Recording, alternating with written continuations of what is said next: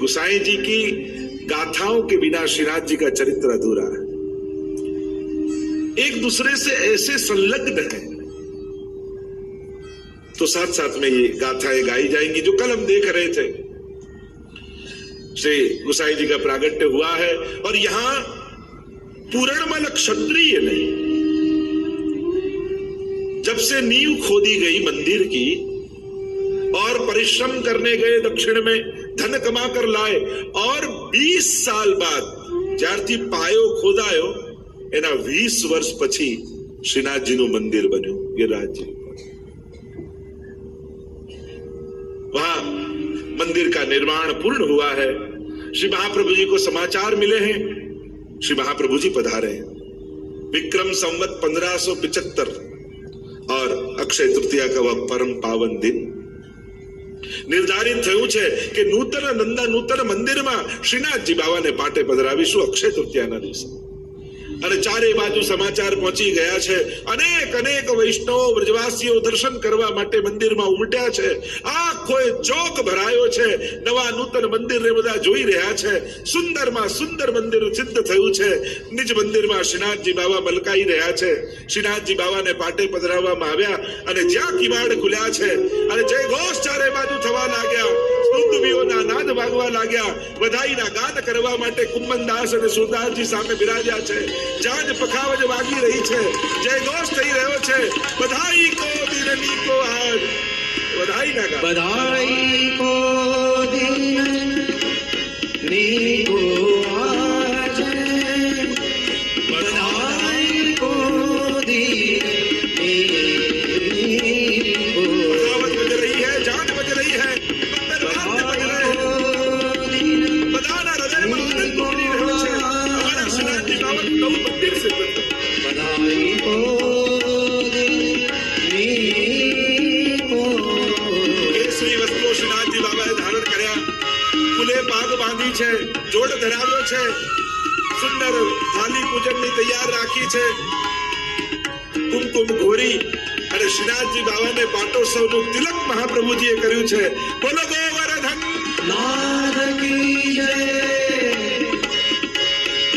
नंदघर निज सुमति जायो है, लाल भाव तुम जी को आज, बधाई को दिननी को।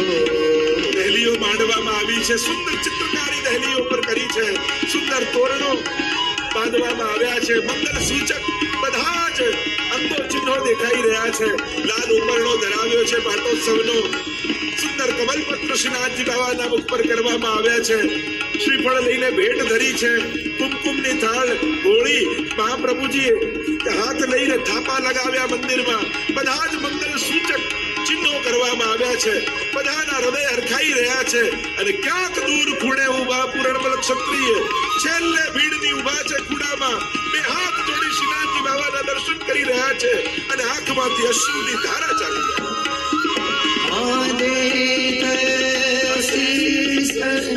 सकल गोपी जन चिर जियो कोटि बड़ी सो। जय हो जय हो जय हो ना सब परमानंद दास को ठाकुर, परमानंद दास को ठाकुर,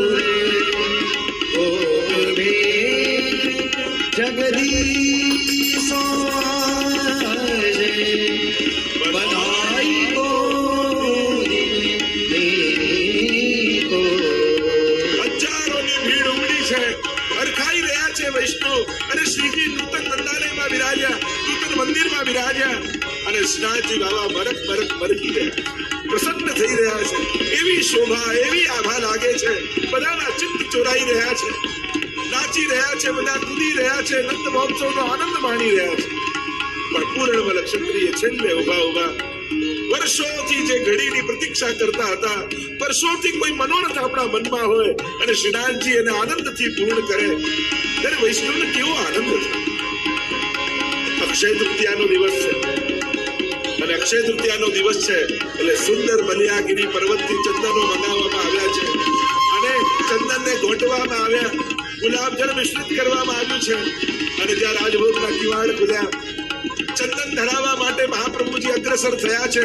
ચંદનની ગોળીઓ તૈયાર કરી છે 5, જમણા હાથમાં, ડાબા હાથમાં, જમણા ચરણ, ડાબા ચરણ અને હૃદયમાં પધરાવી છે અક્ષય તૃતીયા, અક્ષય લીલા.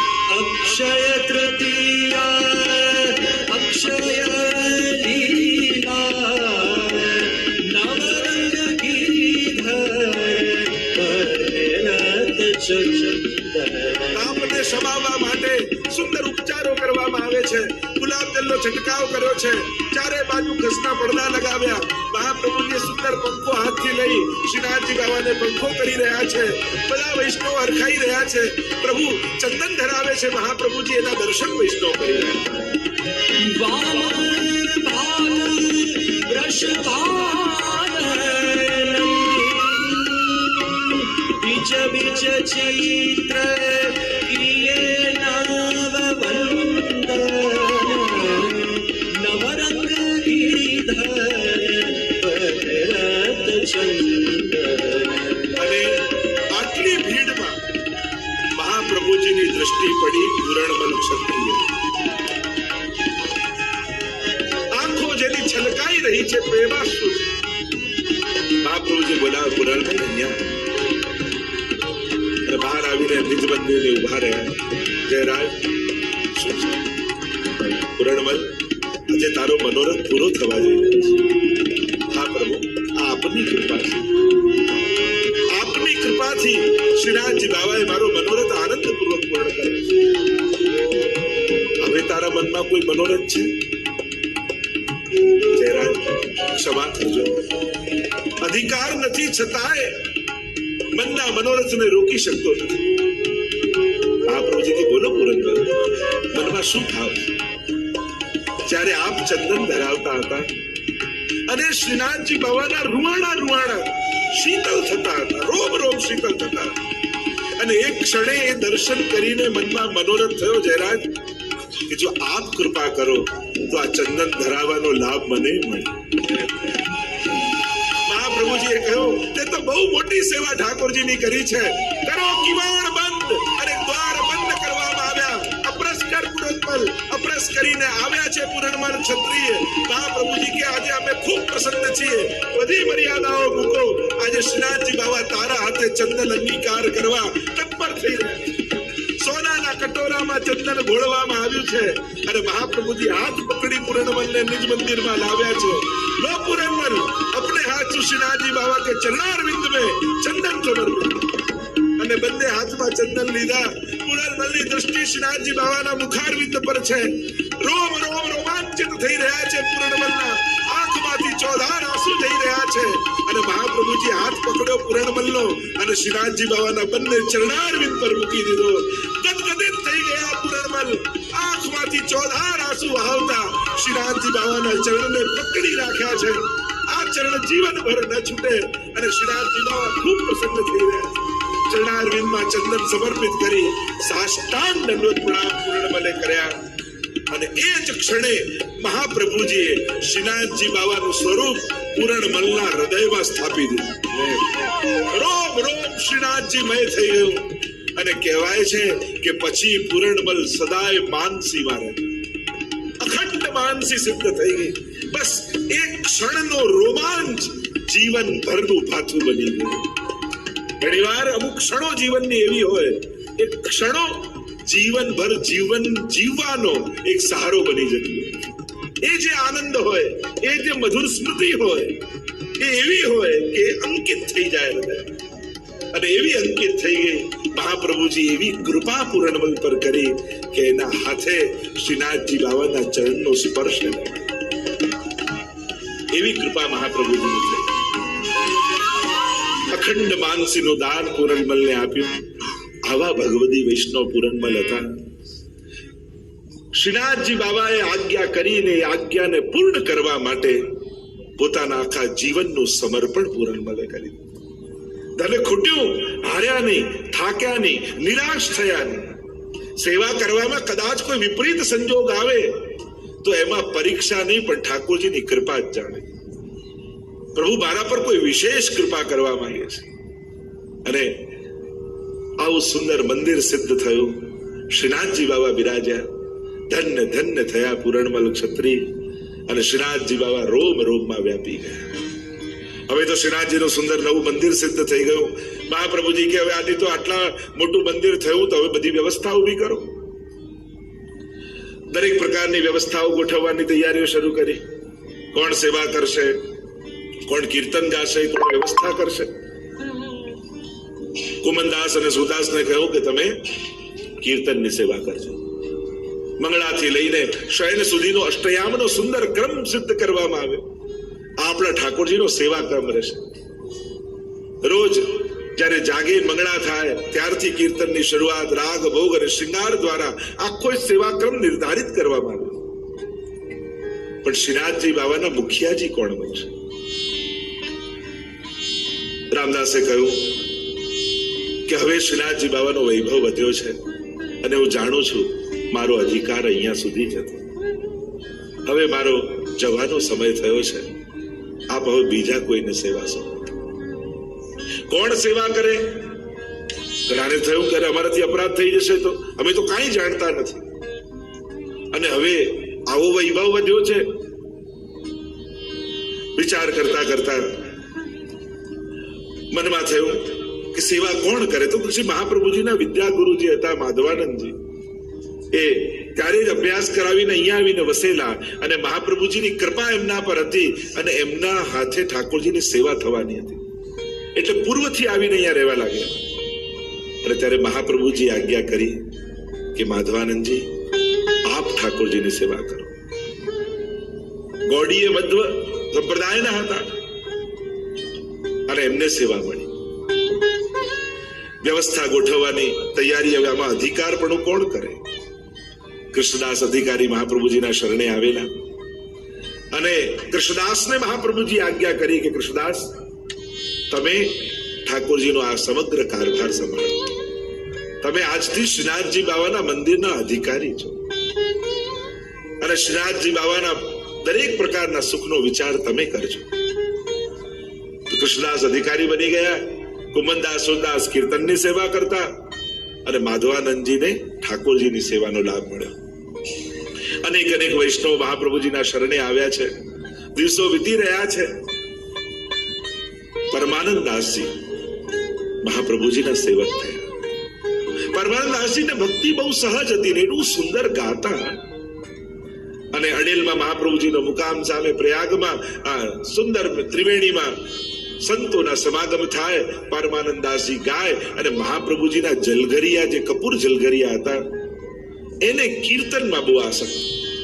એટલે સેવામાંથી પહોંચીને રોજ પહોંચી જાય ત્યાં અને કીર્તન સાંભળે. છાના માના જાય. એમને થાય કે મહાપ્રભુને ખબર પડશે તો કે સેવા છોડીને કેમ ગયો. અને એવી કૃપા થઈ એક દિવસ તો પરમાનંદ દાસજીને નવનીતલાલ પોતે નવનીત પ્રિયાજી આ જલગરિયાની ગોદમાં બેસીને સાંભળતા હોય એવા દર્શન થાય. મહાપ્રભુજીના શરણે આવ્યા છે પરમાનંદ દાસ. અનેકવિધ પ્રકારની બાલ લીલા આદિ પરમાનંદ દાસજી ગાઈ છે. બ્રહ્મ સંબંધ થયા. શ્રીનાથજી લઈ ગયા. જ્યાં શ્રીનાથજી લઈ ગયા અને પદ સાહિત્યમાં તો અનેક પ્રકારના પદ છે પણ જ્યારે સૌથી પહેલા પરમાનંદ દાસજીએ શ્રીનાથજી બાબાના દર્શન ગિરિરાજજીની ઉપર કર્યા અને જ્યાં દ્વાર મહાપ્રભુજીએ ખોલ્યા અને જ્યાં આ શ્યામ સ્વરૂપને જોયું એ જ ક્ષણે પરમાનંદ દાસ શ્રીજીમાં આસક્ત થઈ ગયા. અને એ જ સમયે પદ ગાન કર્યું પરમાનંદ દાસજીએ. મેં અપનો મન હરિસો જોર્યો, હરિસો જોર સબન સો તો. मैं अपनो मन हरिसो जोड़्यो, हरिसो जोर सबन सो तोर्यो. मैं अपनो मन हरिसो जोड़्यो, हरिसो जोर सबन सो तोर्यो. नाच नच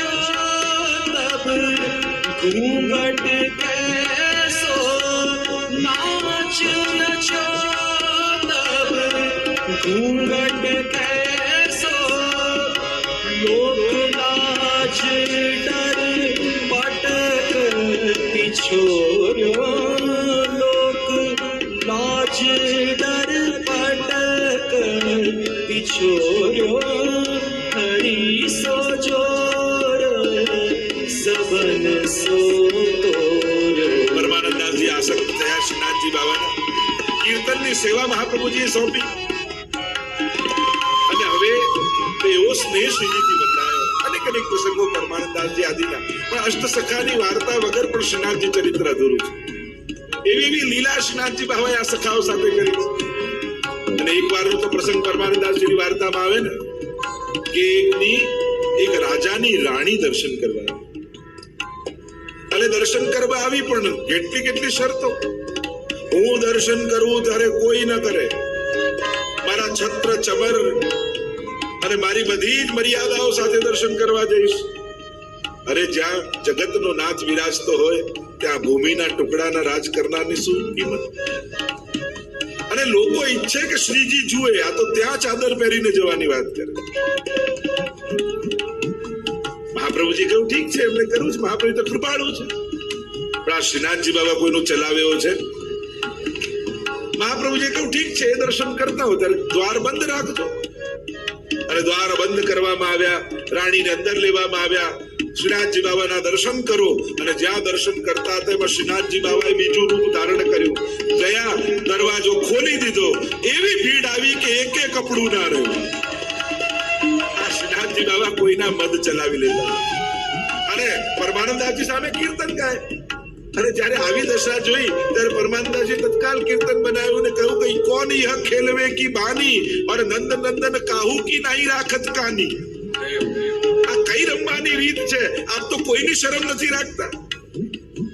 રાણીને તો છોડો. મહાપ્રભુજી સાંભળી ગયા. કહ્યું પરમાનંદદાસ, પ્રભુની લીલામાં ક્યારે પણ શંકા નહીં કરે, અને ક્યારે પણ કોઈ પણ લીલા પ્રભુ કરે તો પ્રભુ પ્રત્યે ક્યારે પણ દોષારોપણ પ્રભુમાં નહીં કરે. કારણ કે પ્રભુની કોઈ પણ લીલામાં દોષ નથી. પ્રભુની તો પ્રત્યેક લીલા आनंदस्य हरेर लीला, वो तो आनंद के लिए, आनंद कराने के लिए, जीव के कल्याण के लिए. આ રાણીનું એમ ઠાકોરજી કલ્યાણ કર્યું, એને દીનતા પ્રગટાવી. એટલે ક્યારે એમ નહીં કેવું કે પ્રભુનો દોષ છે. વૈષ્ણવે પણ વિવેક શીખવા જેવું છે. જીવનમાં કોઈ પણ ઘટના ઘટે ક્યારે પણ દોષ ભગવાનમાં નહીં જો. પ્રભુનો વાંક નહીં કાઢો. કારણ કે પ્રભુ ક્યારેય કોઈને દુઃખ આપતા નથી, છે જ નહીં. એમની પાસે તો ક્યાંથી આપે? એ તો આનંદ રૂપ છે, સુખરૂપ છે.